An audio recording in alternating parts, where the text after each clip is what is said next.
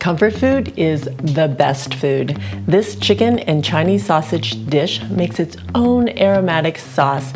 It is truly satisfying. Hey everyone, I'm Flo, Dude behind the camera, and we're all about simple food, simple faith. This particular recipe just brings back so many nostalgic feelings. It is a home-style dish, it's very simple to make, and it is delicious. I'm starting with about a pound of chicken thighs. This recipe can be found in my new cookbook, Daily Special, and I use about 1.5 pounds of chicken in there, but I only have a pound, and so I'm going to supplement it with a little bit more of the Chinese sausage, and yeah, it will be still a lot of food that you can feed your family with. I'm going to cut my chicken up into about 1.5-inch pieces so that they cook evenly.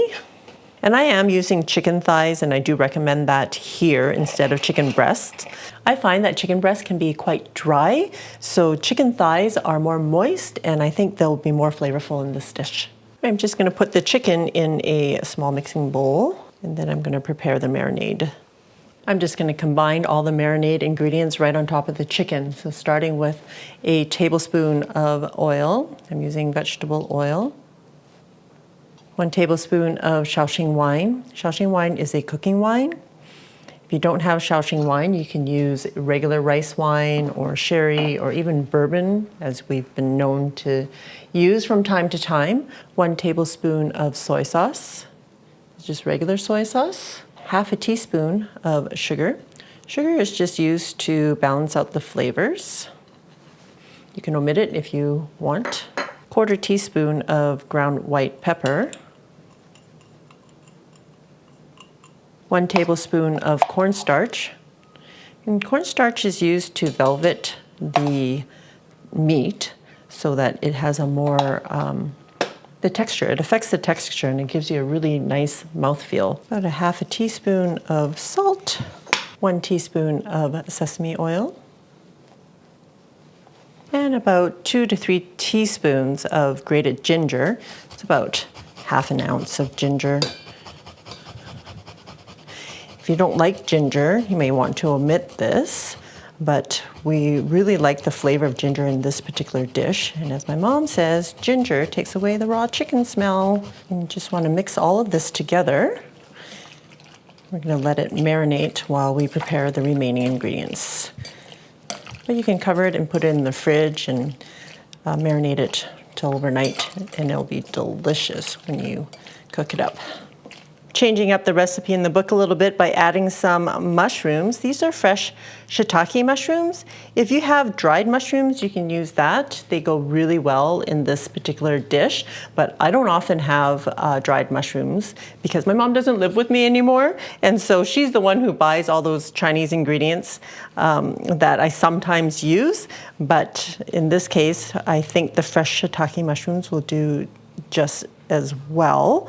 I'm taking off the stems because those are too tough to eat.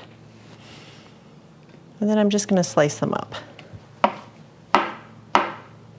Dried shiitake mushrooms are way more flavorful than fresh, so you won't need to use 4.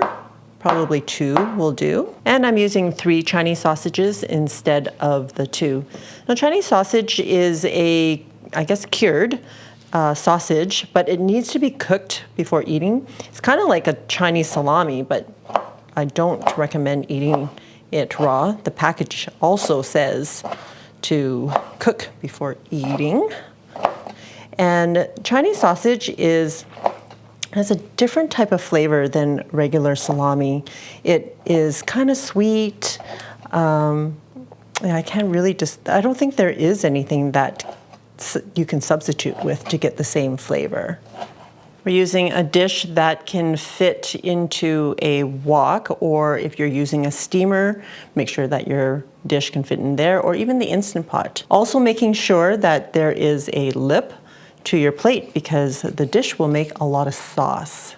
So I'm going to put my chicken in there first, spread it out, then evenly disperse the mushrooms kind of all over. And then the Chinese sausage, which is also called lapchang.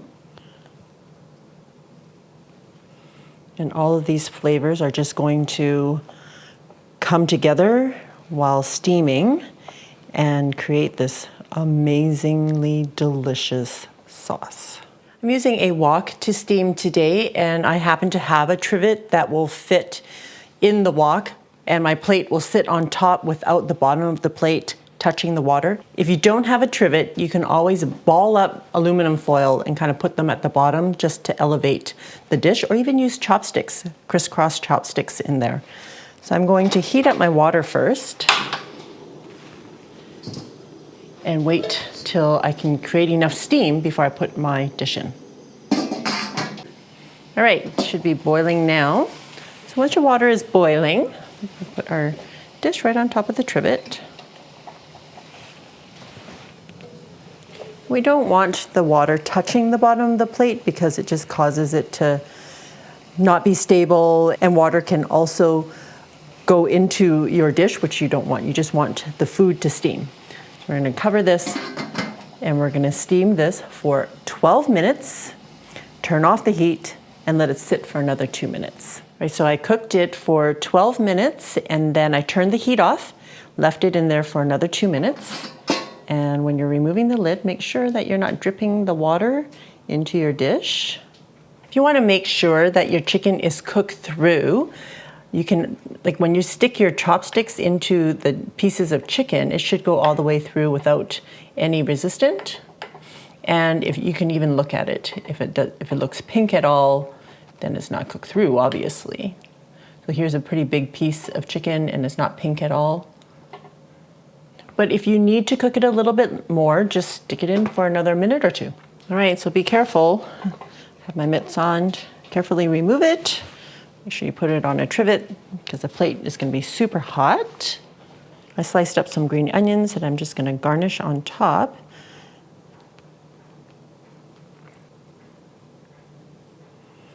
All right, are you all ready for? Oh yeah. The taste.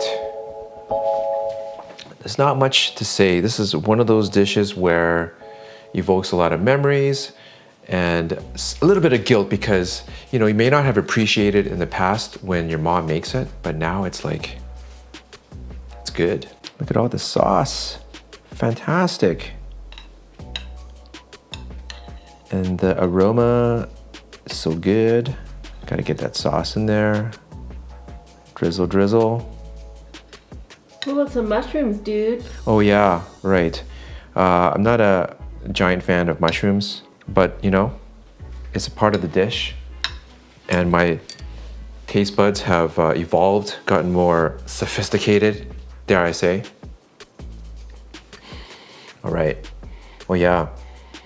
The ginger, and all the sauces together. Awesome, melding together in goodness. Okay, here we go. Hot, hot.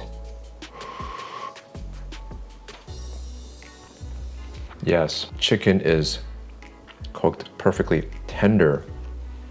And the velveting, yep, smooth. Great smooth mouthfeel. And the sauce is, well, fantastic in the rice altogether.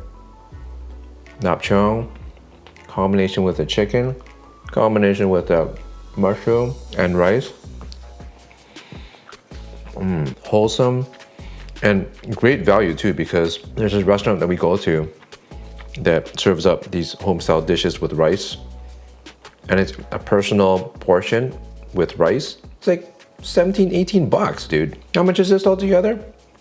Maybe $8 or so. Dude. I know, right? So good. Do this, guys.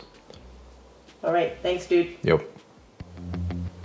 As you can see, it's a simple meal with just fantastic flavors.